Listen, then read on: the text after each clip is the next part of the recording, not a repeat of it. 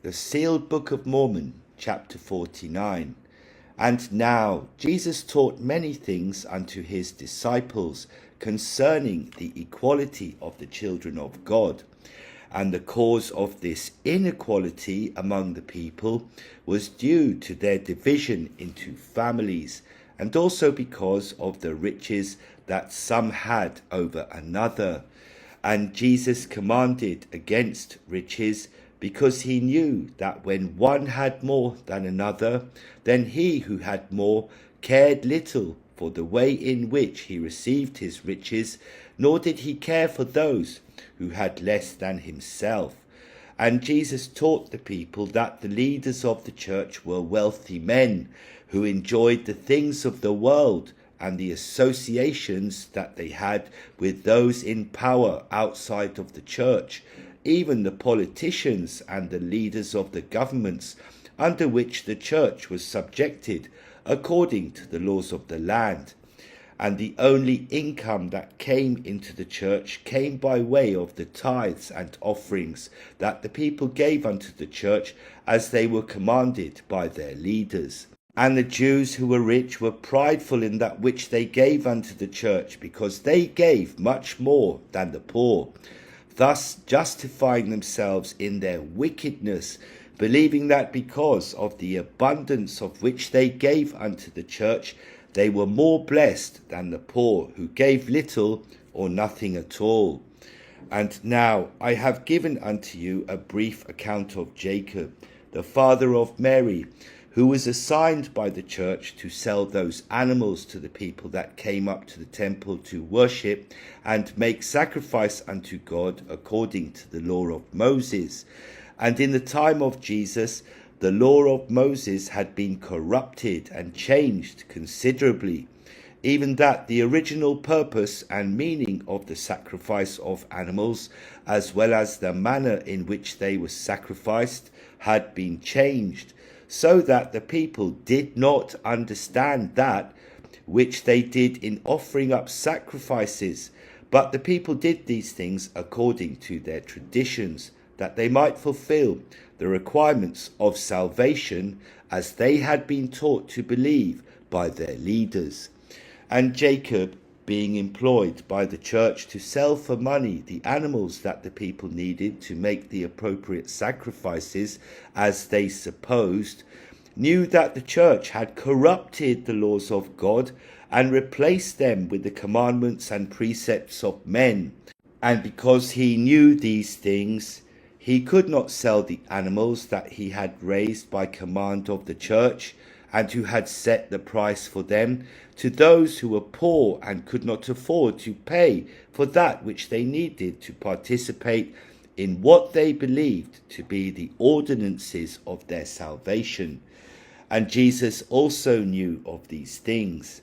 And when he had come into Jerusalem according to the tradition of the Passover, he found in the temple those who sold oxen and sheep and doves, and also the money changers who had been commissioned by the church to accept the money of the people, no matter in what form it was received.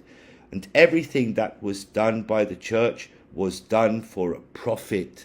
For the leaders believed that it was within their stewardship to make sure that the money that was received in the name of the Lord should be used wisely to make more money for the church, which they believed was the will of the Lord. For this reason, they had commanded Jacob to make a profit of everything that he sold. And when Jesus beheld these things, his spirit groaned exceedingly within him, and he left that place and withdrew himself a ways off from among the people. And he cried unto the Father, saying, O my Father, how is it that thou canst suffer such wickedness of thy children? Behold, they are taught to believe that by their money they shall buy their salvation, and assure a place in thy kingdom, because of the things of the world that they believe they give unto thee as tithes and offerings. O my Father, forgive me, thy Son, for my sorrow, and that which I am about to do. Behold, I cannot bear to see the people do this thing and disgrace that which should be sacred and available to all of thy children for their instruction, but which their leaders have turned into a den of thieves. And Jesus became aware of his own indignation, which he had for the people who were desecrating the temple. But he did not act upon the emotions of his anger, and held all these things within him in control, according to the commandment of the Father.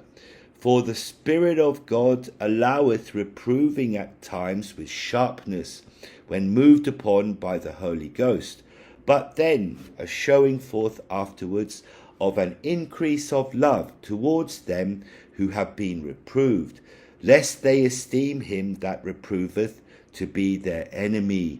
But Jesus was already hated by the Jews, even though he had showed forth exceeding love for them. And he thought in himself that perhaps a reproof of their sins with sharpness might be the cause of some of them listening better to his words. And after he prayed to the Father, Jesus made a scourge of small cords and took the time to ponder on that which he was about to do. And with the whip that he had made, he drove them all out of the temple with the sheep and the oxen, and poured out the money of the changers, and overthrew their tables. And he could not drive out the doves that were in their cages, but had compassion on them in their state of captivity, and did not overturn them, but commanded those who sold them, saying, Take these things hence, make not the house of my Father a house of merchandise. And now all these things were in similitude of that which shall come to pass in the latter days among those of you who belong to the church of Jesus Christ of the latter days. Yea, even your temples and your church shall be like unto the temple of the Jews. For ye shall believe that it is necessary that ye receive the ordinances of salvation as ye suppose, and cause that any who would receive these things should pay money for that which they receive. And in the tithing that ye require of them, ye make it requisite that it be paid in full before ye allow any to enter into the temple, and perform what ye believe are the saving ordinances of God. Now, are not your works the same works as the works of the Jews? Yea, do not your leaders command these things of you? And do they not take the money which ye give unto them in the name of the Lord, and use it to buy up the things of the earth, that they might gain honour and glory of men, and the praise of the world? Yea, ye perceive in your hearts that because your church is rich, and your synagogues and your temples are of such beauty and exquisite workmanship, that the people of the world will be drawn unto you. But when they are drawn unto you, and they begin to believe that they shall find the words of Christ within you, even because you have more testimonies of these words than they have, yea, when they come unto you, do ye not make it a requirement that they purchase their salvation by the payment of tithes and offerings to the church? Now, in what difference can ye justify your actions compared to the actions of the Jews, who sold for a price the means of salvation among them? And how can ye not understand the words which I wrote unto you in the part of this record that shall not be sealed, and is already among you? Did I not prophesy concerning you, even that I said unto you, and caused to be repeated already in this sealed record, that my words might penetrate the shell of your stiff-neckedness and hard-heartedness? I wrote unto you, Behold, I speak unto you as if ye were present, and yet ye are not. But, behold, Jesus Christ hath shown you unto me, and I know your doing, and I know that ye do walk in the pride of your hearts, and that there are none save a few only who do not lift themselves up in the pride of their hearts unto the wearing of very fine apparel, unto envying and strifes and malice and persecutions and all manner of iniquities. And your churches, yea, even every one, have become polluted because of the pride of your hearts. For behold, ye do love money, and your substance, and your fine apparel, and the adorning of your churches, more than ye love the poor and the needy, the sick and the afflicted. O ye pollutions, ye hypocrites, ye teachers, who sell yourselves for that which will canker, why have ye polluted the holy church of God? Why are ye ashamed to take upon you the name of Christ? Why do ye not think that greater is the value of an endless happiness than that misery which never dies because of the praise of the world? Why do ye adorn yourselves with that which hath no life, and yet suffer the hungry and the needy and the naked and the sick and the afflicted to pass by you, and notice them not? Yea, why do you build up your secret combinations to get gain, and cause that widows should mourn before the Lord, and also orphans to mourn before the Lord, and also the blood of their fathers and their husbands to cry unto the Lord from the ground for the vengeance upon your heads? Behold, the sword of vengeance hangeth over you, and the time soon cometh that he avengeth the blood of the saints upon you, for he will not suffer their cries any longer. Behold, do not my words have any meaning unto you? Do you not understand them when they are written in such plainness? Why do you think that ye can take the money that ye receive in the name of the Lord from the people, and do with it that which is an abomination in his sight? And now, if these things of which I have prophesied concerning you could have been the only abominations that ye shall do before the Lord, I might have more hope for your souls.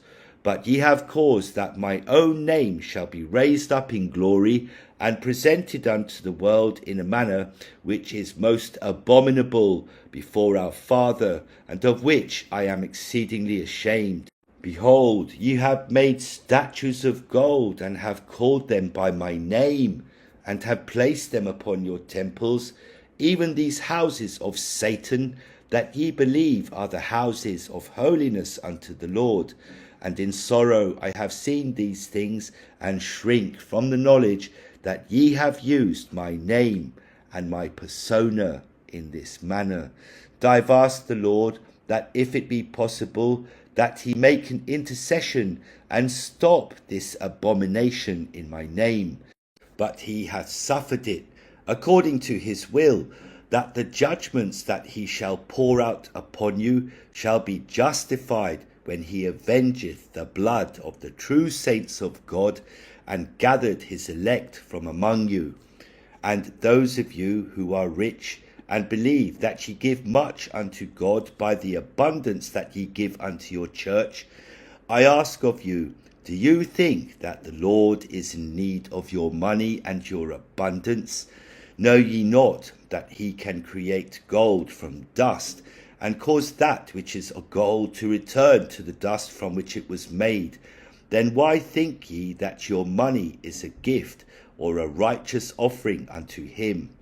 Behold, hath he not commanded you to do unto others as ye would have them do unto you? And what if your neighbour, who doth not belong to your church, is in need of something? Would you give unto him that which he desireth of you? And now, if ye were poor, and had not the things that the rich possess, would it not be that ye would want the rich to feed you, even if it meant from the scraps of their tables? And I say unto you who are rich, that the scraps from your tables are all that is required of you to give unto those that are poor. And if ye do this, then ye can rejoice in the riches that ye desire. But if your scraps fall into the mouths of ravenous dogs, then what shall be left for those that would gain from your scraps? And your leaders and your church are these dogs. that steal from the poor because of their fine clothing and their fine buildings and the adorning of their temples. Therefore, why should you give of your scraps unto them? I say unto you, give your scraps to the poor, who are in need of them to improve their lot. And if you allow them your scraps, then your Father will justify that which ye covet for yourselves. But if ye say within yourselves, the dogs are of my own house, therefore they alone shall eat of my scraps, yea, even if ye continue to give of your abundance to the church to which ye belong, ye shall have no reward in heaven, but shall be condemned for that which ye have done above those who are your brothers and sisters before God. And Jesus spoke likewise unto the Jews, when on one occasion he had been questioned by the leaders of the Jews. And in order to teach unto them this principle that I have just given unto you, he said unto them in his doctrine, Beware of the scribes, which love to go in long clothing, and love salutations in the marketplaces, and the chief seats in the synagogues, and the uppermost rooms at feasts, who devour the houses of widows, and for a pretence make long prayers. These shall receive greater damnation. And to show to his disciples what he meant concerning the wickedness of the leaders and the rich who supported these leaders, he took his disciples and sat over against the treasury, and beheld how the people cast money into the treasury. And many that were rich cast in much. And there came a certain poor widow, and she threw in 2 mites, which make a farthing. And he called unto him his disciples, and saith unto them, Verily I say unto you, that this poor widow hath cast more in than all they which have cast into the treasury. For all they did cast in of their abundance, but she of her want did cast in all that she had, even all her living. And of a truth I say unto you, that this poor widow hath cast in more than they all. For all these have of their abundance cast in unto the offerings of God, but she of her penury hath cast in all the living that she had. And his disciples began to understand the words of Jesus, and they beheld the temple, and how it was adorned, and the amount of money that was required for its upkeep and maintenance. And as they spoke of the temple, and how it was adorned with goodly stones and gifts, Jesus said unto them, As for these things which ye behold, the days will come, in the which there shall be not left one stone upon another that shall not be thrown down. And now I, Moroni, do prophesy unto ye of the latter days, yea, if ye do not repent of the great abominations that ye have committed in the name of the Lord, even in all those things that I have just explained unto you, then at the day of the Lord shall every one of your temples be thrown down and destroyed according to his words. And then shall I have my vengeance upon you for that which ye have done with my name. For behold, the statues that ye have erected of me shall sit upon the mounds of rubble that were once your great temples of gold and silver and all manner of precious things. And now Jesus hath shown unto us in many ways in the records that ye already have among you, how the rich are cursed, while the poor are blessed. Yet the rich justify that which they have over another, because in their pride they think that they deserve their riches, because of the work that they did to obtain these riches, and that the beggar in his laziness is justified in that he hath nothing. And in this ye are mistaken. And except ye repent and begin to understand the will of the Father concerning all of his children, ye shall be in a state of hell when ye die. And the Lord gave another parable concerning these things unto the Jews, saying, There was a certain rich man who was clothed in purple and fine linen, and fed sumptuously every day because of that which he acquired of his business.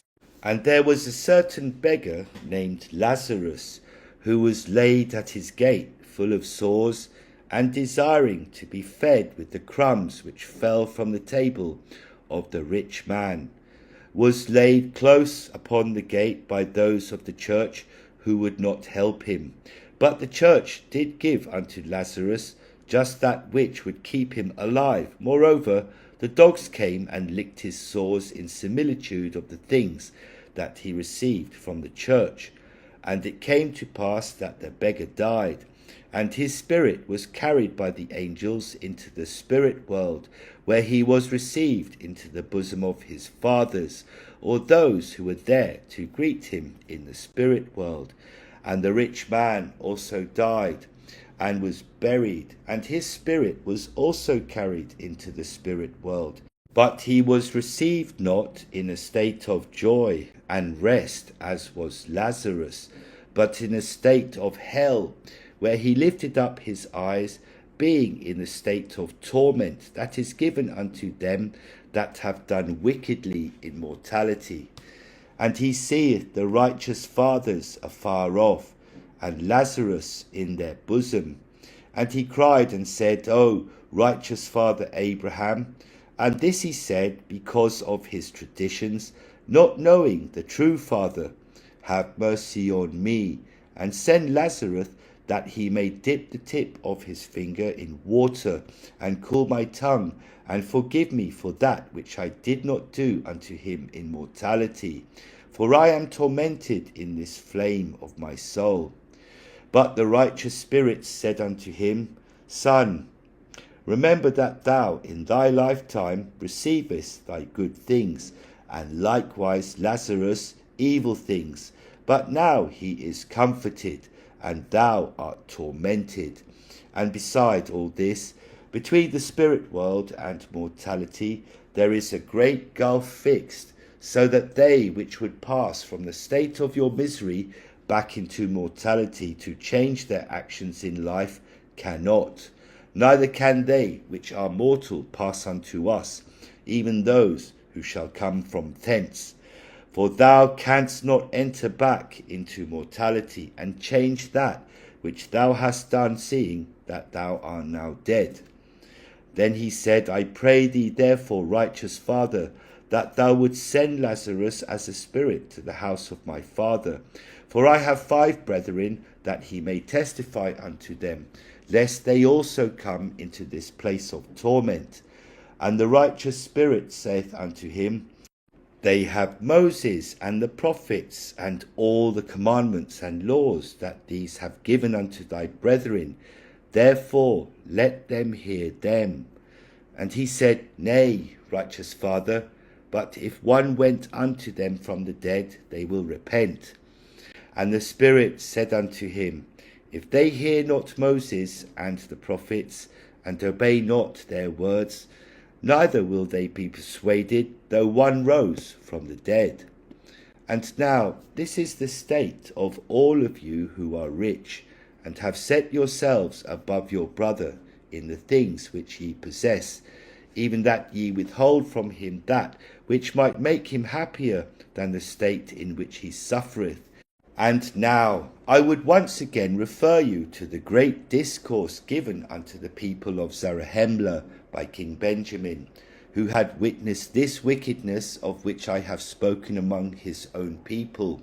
And he caused all the people of the land to be gathered together, and he said unto them, My brethren, all ye that have assembled yourselves together, ye who can hear my words which I shall speak unto you this day, for I have not commanded you to come up hither to trifle with the words which I shall speak, but that ye should hearken unto me, and open your ears that ye may hear, and your hearts that ye may understand, and your minds that the mysteries of God may be unfolded to your view.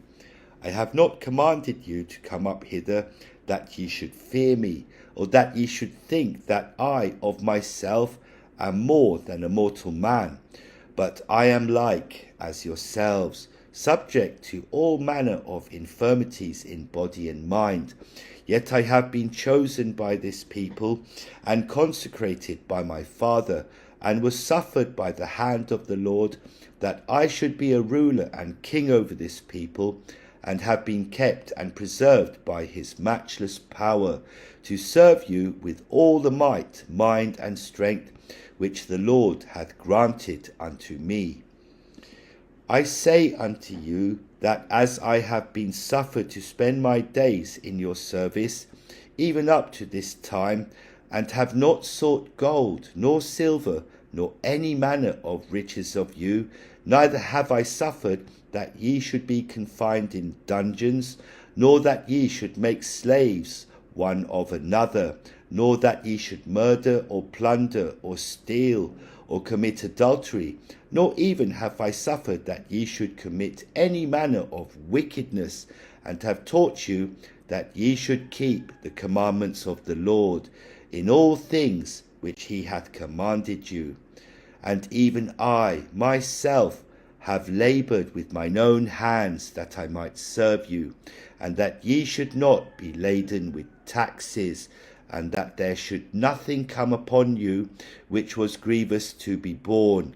And all these things which I have spoken, ye yourselves are witnesses this day.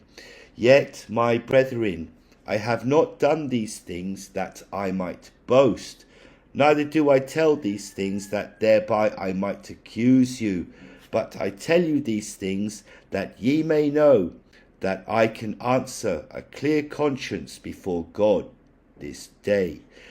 Behold, I say unto you, that because I said unto you that I had spent my days in your service, I do not desire to boast, for I have only been in the service of God. And behold, I tell you these things, that you may learn wisdom, that you may learn that when ye are in the service of your fellow beings, ye are only in the service of your God.